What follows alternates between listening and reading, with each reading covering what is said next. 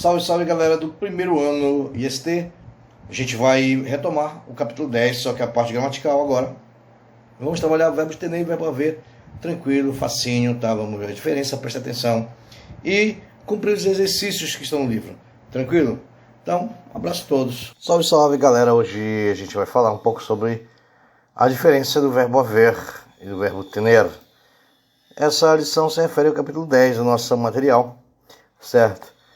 Anteriormente nós trabalhamos com o nosso texto, né?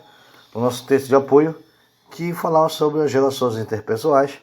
Trabalhamos questões de 3 situações, né? Sobre as falas, sobre as compreensões, né?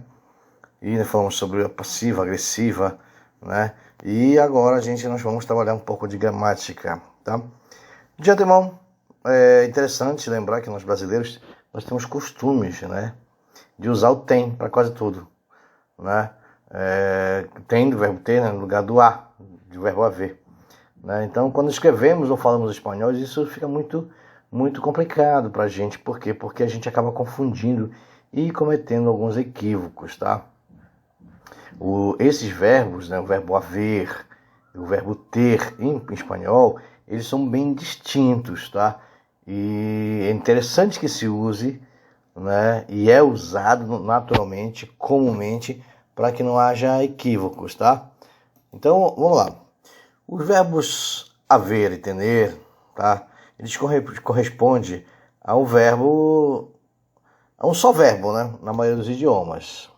O verbo haver só se utiliza em certas orações, e essas orações, elas têm que ser impessoais, tá? Por exemplo, eu não consigo conjugar o verbo, tá?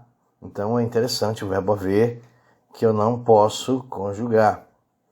E ele funciona como verbo auxiliar, para formar tempos verbais, certo? Por exemplo, o pretérito mais perfeito, por exemplo, né? E o verbo tener se emprega, sobre o significado de posse. Quando eu tiver ideia de posse, né, ele será aplicado. E a diferença do verbo haver do verbo tener é que o verbo tener, ele pode ser conjugado, sim, ele faz a flexão, sim. Já o verbo haver, né, não, ele não faz, tá bom? Então vamos lá, vamos continuar aqui para que a gente fique bem, para que fique bem claro pra gente. E nós falamos assim que o verbo haver é impessoal, né, e então, se ele é impessoal, automaticamente ele não necessita do sujeito. Então, não dá para fazer a conjugação, né? De eu, tu, ele, tá, nas pessoas.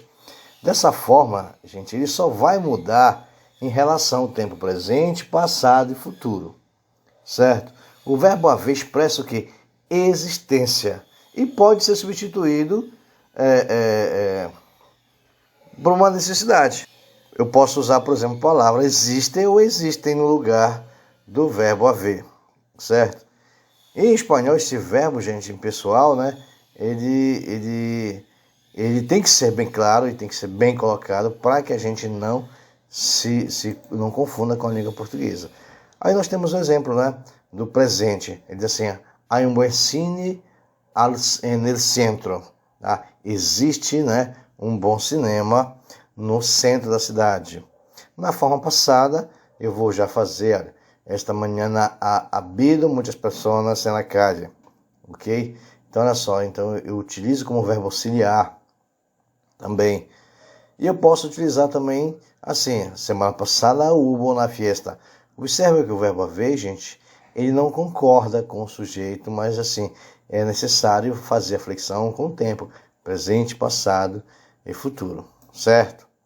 Então, é importante observar que a tradução para o português, né, ela é um pouco diferente, né? Porque no português a gente costuma usar o verbo ter no lugar do verbo haver. Mas em espanhol nós sabemos que não é que o correto é utilizar cada um na sua forma, o verbo haver ou o verbo existir, tá? O verbo tener, né, no caso, tá? Beleza? E lembrando novamente que o verbo haver, eu vou utilizar o verbo haver quando quisermos expressar existência de algo e não posse, tá? Ele pode expressar necessidade e obrigação de forma geral. Olha lá, ai que, essa é a forma, esse é o início, né? Essa é a maneira que sempre vai me informar, vai deixar com que eu perceba que eu estou me expressando, que eu estou tentando mostrar, que eu estou tentando deixar de forma clara uma necessidade ou uma obrigação. Há que estudar para ser inteligente. Há que comprar sapatos novos para o viaje. Há que chegar temprano no trabalho. Observa. Então, assim, ele pode também ser usado dessa maneira, há que, certo? Com essa função de necessidade e obrigação, certo? Então, observamos nesse caso, a gente está usando português, né? Ele não funciona com o verbo haver, né? E é interessante para a gente não esquecer isso, tá? É necessário perceber que em nenhum momento o sujeito está implícito nas orações, por isso são gerais, tá? Nesse último exemplo. O verbo tener, bom, ele necessita do sujeito. Olha de contradição. O verbo haver não precisa do sujeito e agora o verbo ter precisa do sujeito. O verbo haver, ele não faz as flexões, aliás, ele não tem as conjugações, não se faz as conjugações, ele somente se adequa ao tempo, né? E o verbo tener não, tem sujeito e também pode ser conjugado, tá? E sua forma muda de acordo com o sujeito, né? Da oração, certo? E a diferença do verbo haver para o verbo tener expressa, porque tener expressa o quê? Posse, né? E pode ser substituído por tener que, por exemplo, tá? Tranquilo aí? Olha lá, para expressar posse, que é para isso que ele existe, né? Tenho 2 livros e 3 cadernos novos. Percebem? Letra B. Mariana tiene uma casa em Madrid. Olha, já fiz a flexão Mariana tiene e não só tiene. Por quê? Porque eu preciso do plural para fazer a flexão com os substantivos, tá? Olha lá. Tenemos muitos amigos. Brasil tem muitas praias. Percebem a diferença de um para o outro, né? Então, o verbo atender, ele pode ser conjugado sim, tá? Com o sujeito de cada oração, né? E quando o sujeito não está explícito, sabemos identificar e sabemos a conjugação, certo? Então ele nos permite tudo isso.